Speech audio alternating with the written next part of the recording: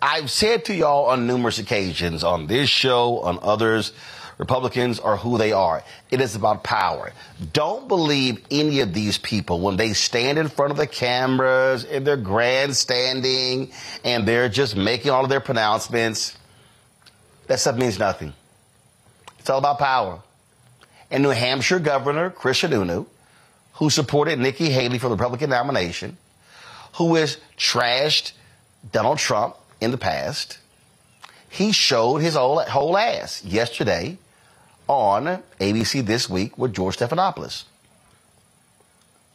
And so, but to play it for you right now, and you're going to see for yourself. And remember, I was on the same show, September 2021, with Chris Christie. And I sat there and I said it then. Now, I ain't been back on the show since, but everything that I said was absolutely true. Every single thing. And so we got the Sununu video ready? All right, guys, let's go. When y'all see this, I mean, they tell you. And so this is why I crack up when I hear these people talk about, oh, I'm not going to vote. These things don't matter. You know, you're sitting here, you know, shilling. These people do not care. They do not care. It's all about control. Watch. Governor Sununu, who worked against Donald Trump during the primaries, has now endorsed the former president. Governor, thank you for joining us this morning. You bet. History being made tomorrow, that criminal trial. Will your support for Donald Trump continue even if he's convicted in Manhattan?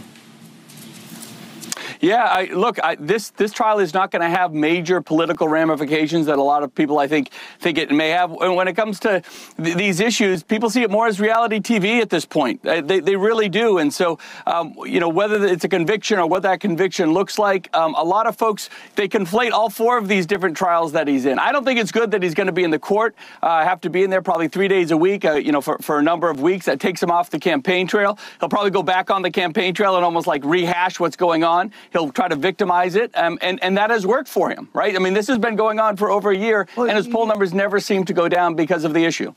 Well, yeah, you're going to politics, though. I'm asking you about right and wrong. You think you're comfortable with the idea of supporting someone who's convicted of a federal crime as president? No. I don't think any American is comfortable with any of this. They don't like any of this, of course. But, I mean, when it comes to actually, you know, looking at each of these trials, as they kind of take place, whether it's this year or next year, or as they kind of line up, right now this is about an election. Right? This is about politics. That's what people are judging this on. And the ultimate, you know, decision will be in November to see where people are. But for months and even over a year, we've heard that these are the things that are going to bring Donald Trump down. It's not. And to think that the American public is going to be massively swayed by this, politically or otherwise, that's not going to happen. But I'm asking whether you're going to be swayed by it. Yeah. You're a governor. You're an elected official. I'm asking whether you're going to be swayed by it.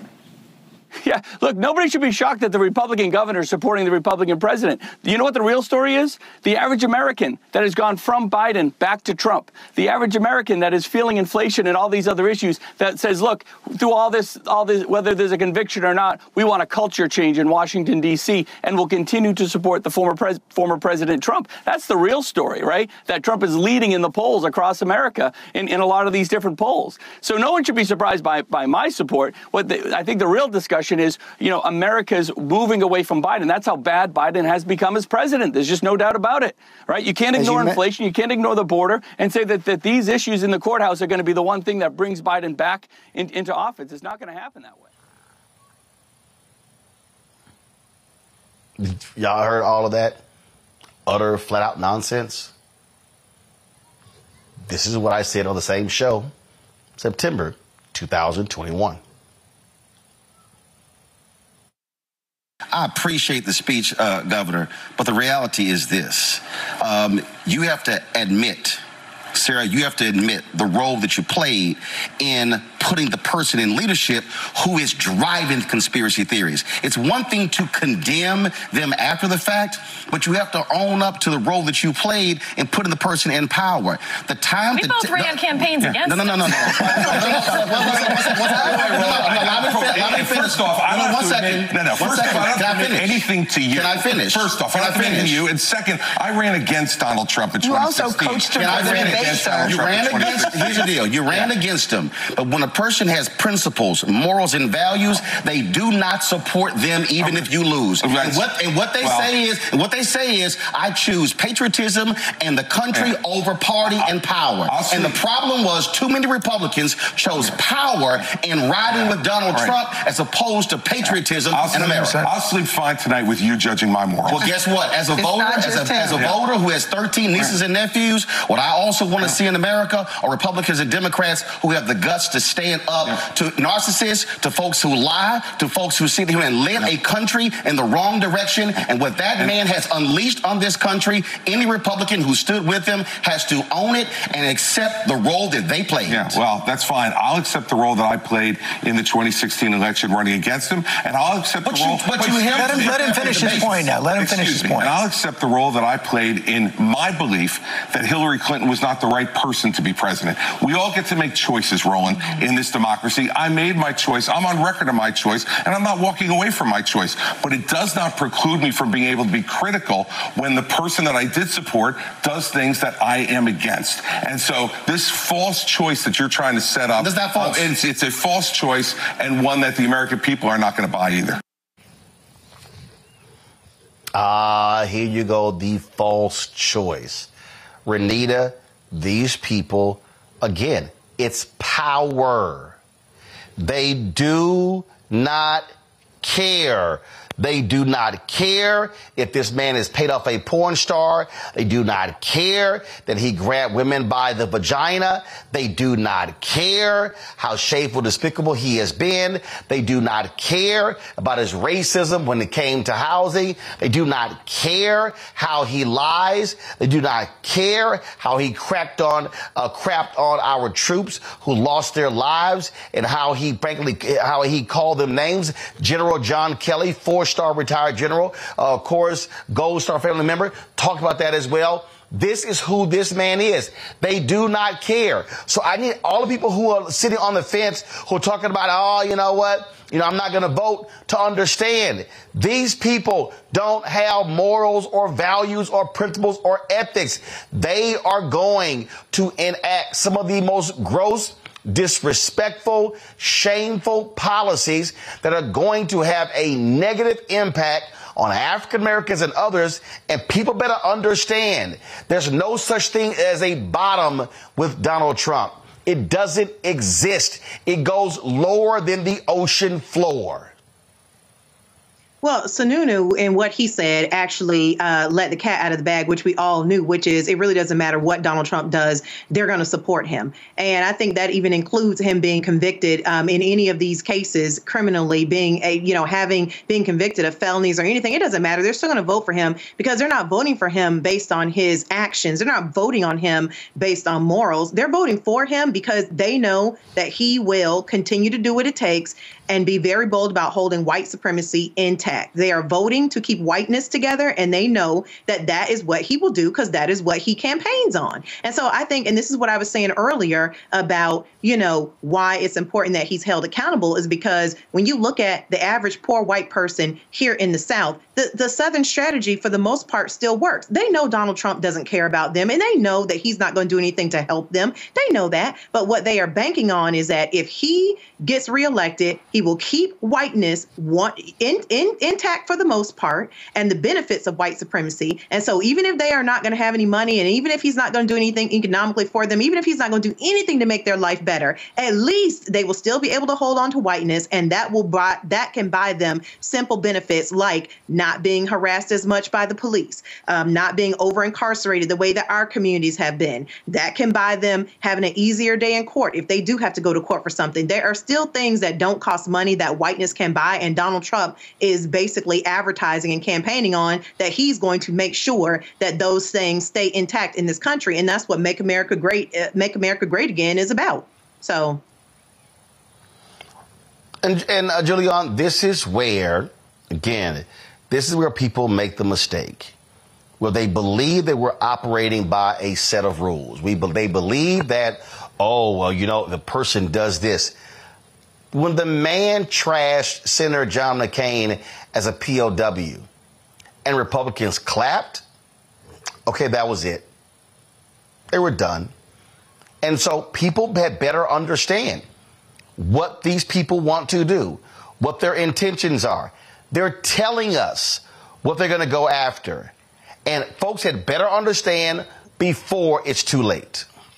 He is exactly laying out what his plan is. He plans to fire civil servants who are not aligned with his agenda.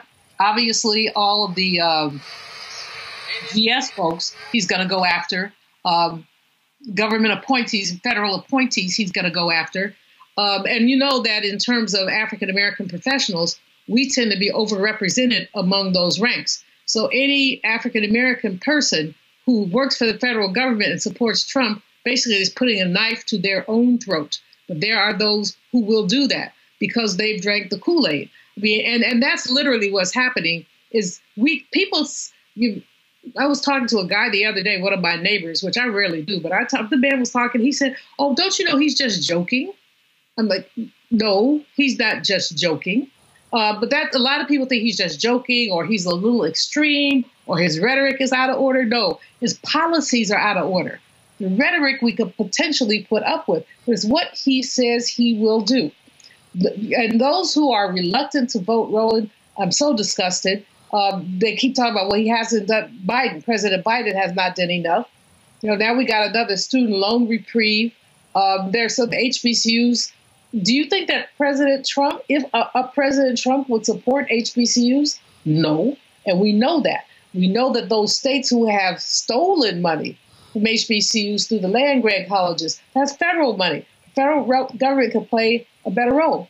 Trump isn't going to do that. And let's not talk about our rights, our abortion rights, our reproductive health rights. And then just today, the state of Iowa has banned any kind of treatment for trans children.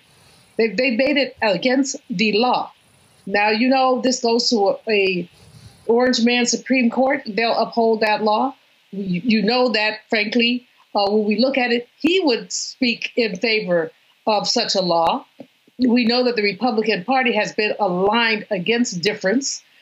These states that are passing laws against diversity, equity, and inclusion. And so people, discerning people, they know, many of them know better. They know better. But like you said, when you set this segment up, it's about power. It's about white supremacy. It's about fear of a black planet, fear that there are more and more African-American, Latino, Asian young people who many, of course, line up with the Orange Man, but more are open and looking at their lives, and they're saying, no, we're not having this. So this is the fear. It's that fear. But here's the thing, Omakongo, that I think people need to understand. For those people who are on the right, it doesn't matter. So he knows I can do when he said I could shoot somebody on Fifth Avenue and I would not lose support. That was not a lie. And so what I need people to understand is there are no rules here. They don't exist. Mm-hmm. And so you better understand when this man is standing in front of rallies saying, I'm going to deport Latinos, when he's saying the programs they're going to attack, when he says, hey, I wish I had the power like they do in England to just decide when an election takes place. That's what they want to do. Believe them. And so for Democrats, stop There's no, like all these idiot journalists sitting there, President Biden, he needs to be calling all these people who did support Donald Trump. No, they don't. You better be locking and loading on Democrats saying, if we don't get out to vote, if that fool may be back in, and if he's back in, all the rest of these people, they know they've got an idiot in charge, and they can do whatever they want because we know he can't read, we know he can't think, we know he's not smart. He just happened to sit there and soak in all of the accoutrements of being president. When you talk about people needing to get on the ball, first of all, that video from 2021, it never gets old, and it just has more resonance. And I'm sitting here, looking at this, right here with white fear. Roland, you got 4 sections in here, and the first 3 are all playing out. The first one was igniting the flame of white fear. And on page 15, part 2 of that was enter Donald Trump. You talked about that. You laid it out. He came in with this. Then you talk about defining the White Fear Manifesto, going to what Dr. Malveaux was saying, redefining American history with the bans and everything else, DEI. And then chapter 3, section 3, you talk about legislating and regulating through white fear. And that's them going after the courts. And, so in those first 3 sections right there, it's all playing out. And we're seeing it with Sununu. We saw it with Ted Cruz before. We saw it with Mitch McConnell as well. I will support the Republican nominee regardless. That's my job as the Republican. And so when they don't care, how much do we care about? And I still feel, Roland, that there are still some people who kind of have that Susan Sarandon mindset of maybe we can handle 4 years of Trump. Maybe, that's what we need right now. Maybe. And on every level, there's a certain level of complacency. I remember 2 weeks ago when we were on and you played that, or 3, when you played that Bill Maher video when he was talking about the NBA and all this race stuff. He started off that segment by saying, I don't care who wins the election.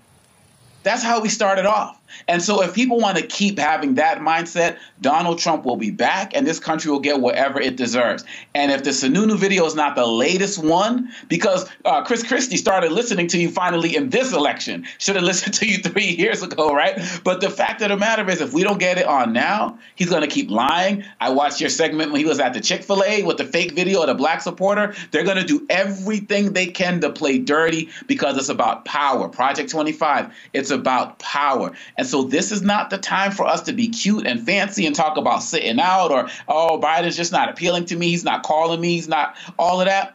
This is do or die. Like die as a country, like do or die. And it's only going to get worse. And they're all falling in line once again. Not a lot of them are going to be like Mitt Romney, who said, hey, you get convicted of sexual assault of any sort, that's a disqualifier for me. They don't care. You've written the manifesto. It's time for us to get on the good foot because we only got a few months left to this American experiment if he gets in again. I simply want people to recognize what is at stake. I am not depending on any Republican to do what's right or just or fair because they want to be in control. So, folks, don't sit here and act like we didn't tell you if it happens. Fanbase is pioneering a new era of social media for the creator economy. This next generation social media app with over 600,000 users is raising $17 million, and now is your chance to invest. For details on how to invest, visit startengine.com/fanbase or scan the QR code. Another way we're giving you the freedom to be you without limits.